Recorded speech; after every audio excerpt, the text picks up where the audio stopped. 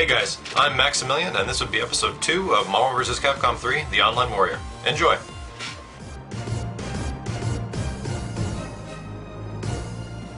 So let's get this show started. The first match I got right now is against a Zero.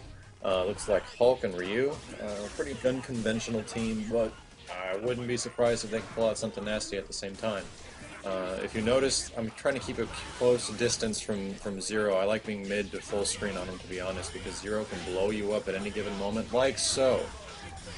And luckily enough, he catches Doom and not Wesker, but yeah, Zero and Wolverine especially fall for Wesker's jump back gun. It does a lot against their offense, and guys like Zero that have a lot of screen mobility, that's really important, but catch them in the Wesker combo. Let's see if I get to end it here. No. So I'm going to wait for him to tag in his next character, do like half health damage against him, and then tag Zero back in, or he loses everything and will probably immediately die, like so. Be careful with that when you guys are playing against characters that are low on health and they tag in the next guy. You want to be ready for that because they know they want to get that character out as soon as possible if they don't want to waste the meter in DHC. But as you saw, Wesker was able to catch Hulk with the slap hands and take him out pretty quick, and then we got Ryu as the last guy left on the team, and surprisingly enough, I see Ryu as an anchor in a lot of teams online, and I kind of get beat up a lot by it. It's pretty funny, but I lead into America's favorite combo with Wesker, which is just the ground gun into X Factor Super, and then... Whoa, did you see that? Hold on, let me rewind. So it looks like, as I'm falling, Wesker's forward dashes actually catch Ryu in the back roll. I've never seen that before, and usually when you run into something weird like this, it's time to test it out. It's time to go and figure out what the heck is going on. So it only means one thing from this point forward. To the lab! So here I'm going to try to set this up again, use another character with similar size like this Wesker, and oh wow, look at that, it totally works. This could be an actual legitimate strategy because it appears that when characters are rolling backwards, they get airborne and allow a character with a fast wave dash to go underneath, as you're seeing that it works on multiple characters, and it works with other characters too, like Akuma, Magneto, but one of the big problems here is also that it doesn't work on larger guys, as you can see like Dormammu. They just get crunched up and it won't go through. Oh, and it doesn't work against Sentinel. Of course it doesn't. So next up we have a She-Hulk, Tron, and Sentinel team. This is pretty similar to something that Justin Wong would run, that you would see at Wednesday Night Fights and such, or a lot of the top players are wrestling with She-Hulk right now because she's got some great mix-up options when it comes to the command grab department. And you mix that with a Tron assist, and this stuff can be hard, so let's see what's happening here. As I miss an assist, and Wesker gets tagged in on accident and eats a lot of damage. I don't know if I agree with his using Sentinel to tag him in just to do damage, but Wesker does pretty well against Sentinel. His gun shuts down a lot of his options because of Sentinel's size, and as you can see right here, you can just toy with him in a corner. I kind of want to do as much damage to Sentinel as possible right now, so I'm going to throw up a level 3. And if that hopefully lets him pull in another character, let's see if he's smart about it. Will he tag him in? No, he X-Factors, and I was not ready for that. I was hoping he would just tag in his other guy, but the dude's smarter than that. And he's totally playing a keep-away game at the moment right now, too, and it's Dante pretty hard, but luckily enough, right as so, his X-Factor ran out, which still leads into a pretty big combo. But now I don't have to deal with X-Factor Sentinel for the remainder of the game. Ooh, lucky whiff there as far as the dropkick from She-Hulk. At this point, I just want to kind of get some meter and do some damage so I can pull up maybe another level 3, but falls for the falling Dante S, so I'm going to ride this as far as possible. Ooh, I think that was just a missed input. And if I get him back into the corner, at this point I kind of want to get his Tron out of that team because that's doing really good. Tag Dante out so I can get some health back on those guys. That's one thing to also be really important to realize, is that you need to get your characters out if they have a lot of red health. That can save your butt during the end of the match because your characters will just recover life so quickly.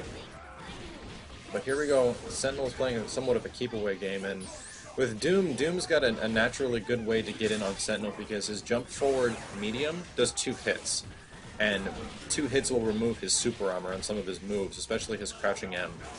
But here, I'm trying to do one of my better mid-screen combos against him and just chip him out in the end because I don't want Sentinel to do anything more. If he's out, I feel better. So She-Hulk and Tron right now, which is still pretty deadly. I think he just whiffs that again, I'm not too sure. But as you might know, Tron's assist is one of the best assists in the game because the thing is practically fully invincible, and I think it's only got a few frames at the very end where you can actually hit it, and he's just abusing the heck out of it.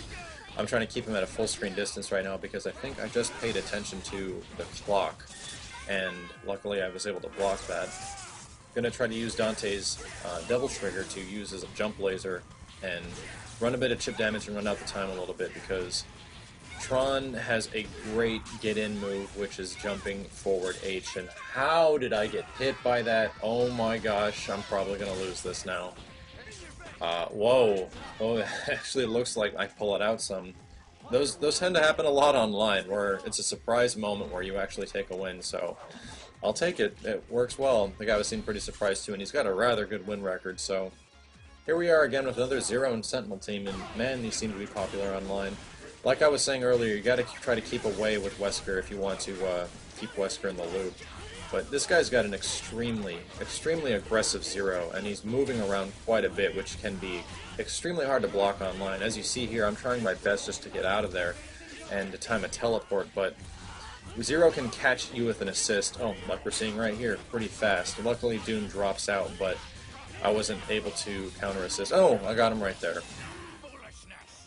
Right now that Zero's out, ooh, this is gonna hurt. Dormammu's getting me a big problem, and he tags Zero back in. I kind of wanted to get Dormammu or Sentinel out of there because Wesker's got a better chance of fighting against those two than Zero because of his natural low height. But there we go, Wesker's gone, so now it's time to see what I can do. Oh man. Blocking against Zero can be pretty difficult online, but luckily enough I'm able to counter his aerial assist, and at this point I kind of want to keep Doom away from Zero, just do a couple of dash hops across the screen and see if I can do any damage by doing a little bit of rush down, but at this point he's just too fast. His Zero is really good, and oh, I kind of called this happening because Dormammu's got an amazing full screen super. So let's see what I can do here. Oh, I got caught by the launcher. Not much you can do there. Then Dormammu's teleports that counter and go behind you if he chooses to do so are really good. But let's see if Dante can pull anything. I want to get at least one character down, and I have a level 3 X Factor, so here's a comeback opportunity. Let's see if I can take advantage of it. But oh man. Perfectly timed teleport by Zero to get to the opposite side of Dante and hit him low. And that stuff, especially online, can be really brutal, and he's probably going to close it out here. I don't think there's much I can do. Yep, that's about it.